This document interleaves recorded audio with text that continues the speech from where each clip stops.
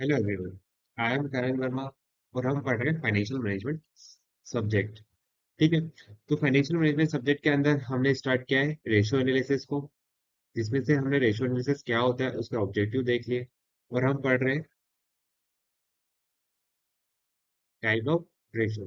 ठीक है। Type of ratio में से हमने कवर कर लिया है लिक्विडिटी रेशियो को। ठीक है। जिसमें से लिक्विडिटी रेशियो का टाइप भी हमने कवर कर लिया है। हमने स्टार्ट किया है लेवरेज रेशियो। ठीक है।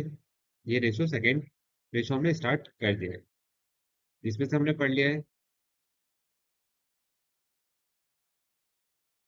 हमने देख लिया कि लिवरेज रेशो क्या होता है। ठीक है, प्रीवियस वीडियो में हम पढ़ चुके हैं। अगर आपने प्रीवियस वीडियो नहीं देखा तो प्लीज प्रीवियस वीडियो देखिए ताकि आपको और अच्छे से समझ में।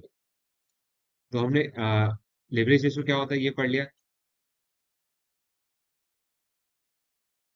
फिर उसके बाद हमने देखा कि लिवरेज रेशो के अंदर सॉल्वेंसी रेशो क्या होता है। ठीक है। सॉल्वेंसी रेशो भी पढ़ लिया हमने कि क्या होता है। सॉल्वेंसी रेशो के अंदर टेक्निक्स है डेब्ट टू इक्विटी रेशो, ये भी हमने कवर कर लिया। ठीक है, प्रीवियस वीडियो में।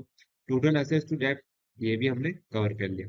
अगर आपने ये दोनों वीडियो नहीं देखी तो प्लीज पहले वो वीडियो देखिए फिर इस वीडियो को देखिए ताकि आपको अच्छे से समझ में आए। आज हम पढ़ेंगे प्रोप्राइटरी रेशो। ठीक है। क्या पढ़ेंगे आज हम? Proprietary ratio. ये क्या होता है प्रोप्राइटरी रेशो, और इसका क्वेश्चन भी करेंगे। ठीक है, तो हम स्टार्ट करते हैं।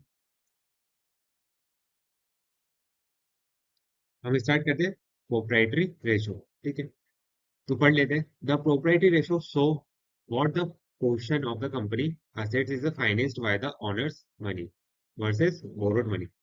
सिंपल में अगर कंपनी प्रोप्राइटरी रेशो क्या होता है, प्रोप्राइटरी रेशो ये बताता है कि कंपनी के अंदर जो असेट्स हैं, टोटल असेट्स हैं, वो उसके अंदर कितना ऑनर्स का फंड है, मतलब मालिक का फंड है, और कितना बाहर से बोरो करके उस असेट्स को बनाया गया या फिर उस असेट्स को खरीदा गया, कोई मशीन खरीदी गई हो तो सिंपल से टोटल असेट्स के अंदर कितना पोर्शन ऑनर्स का है और कितना पोर्शन बाहर के लोगों का, मतलब बोरो और लोन लेके उधार लेके वो असेट्स बनाया गया।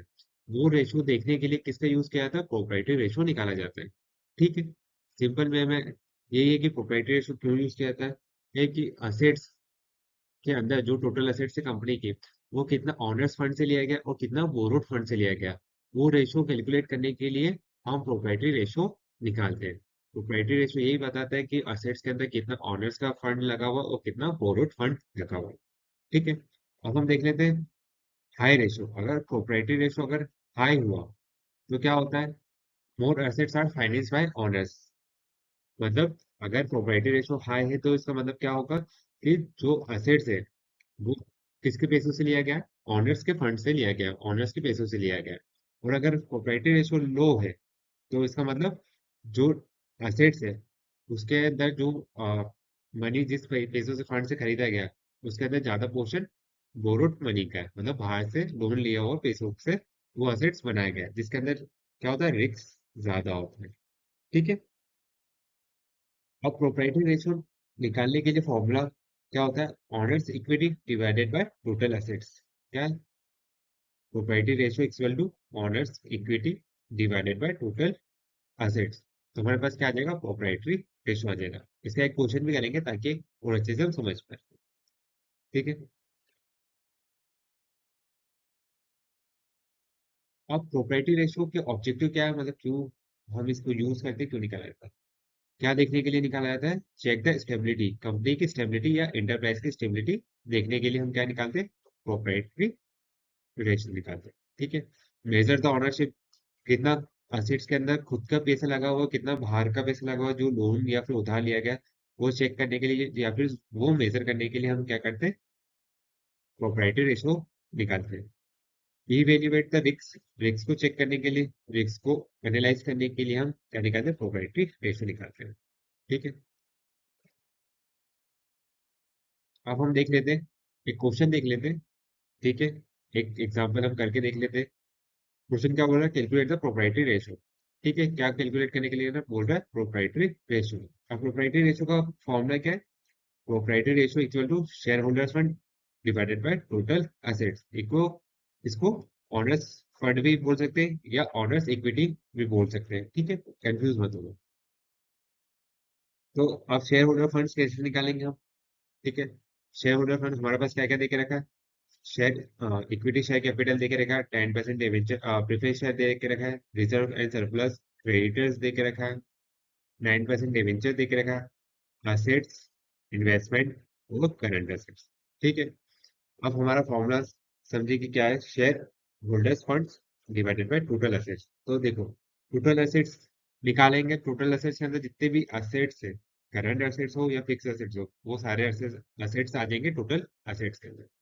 तो हमारे पास टोटल एसेट्स के अंदर क्या क्या लेंगे, फिक्स, इन्वेस्टमेंट और करंट, इन तीनों को ले सम कर देंगे तो हमारे पास क्या आ जाएगा, टोटल एसेट्स आ जाएगा, टोटल एसेट्स आ जाएगा। ठीक है। अब शेयर होल्डर फंड्स निकालने के लिए हम क्या करेंगे, इक्विटी शेयर कैपिटल को, 10% प्रेफरेंस शेयर को, और जो सरप्लस रिजर्व दे के रखा है उसको प्लस कर देंगे। तो क्या आ जाएगा हमारे पास, शेयर होल्डर्स फंड्स। ठीक है। तो हमारे पास शेयर होल्डर फंड्स कितना आ गया, 8,35,000 रुपए, और टोटल एसेट्स कितना आ गया, 12,45,000 रुपए। ठीक है। तो हमारे पास फॉर्मूला क्या है, share holders fund divided by total assets. तो शेयर होल्डर 8,35,000 डिवाइडेड बाय 12,45,000। तो क्या रेशो निकल के आया हमारे पास, 0.67:1। ठीक है। तो आई होप आपको अच्छे से ये क्वेश्चन समझ में आया होगा। प्रोप्राइटरी रेशो पे आप समझिए कि क्या होता है और उसको अगर क्वेश्चन आए तो कैसे सॉल्व करना है। ठीक है। Thank you so much. Thank you so much. आप ये वीडियो अगर अच्छी लग रही हो आपको वीडियो, तो प्लीज लाइक कीजिए इस वीडियो को, और मुझे सपोर्ट करने के लिए सब्सक्राइब कीजिए चैनल। Thank you.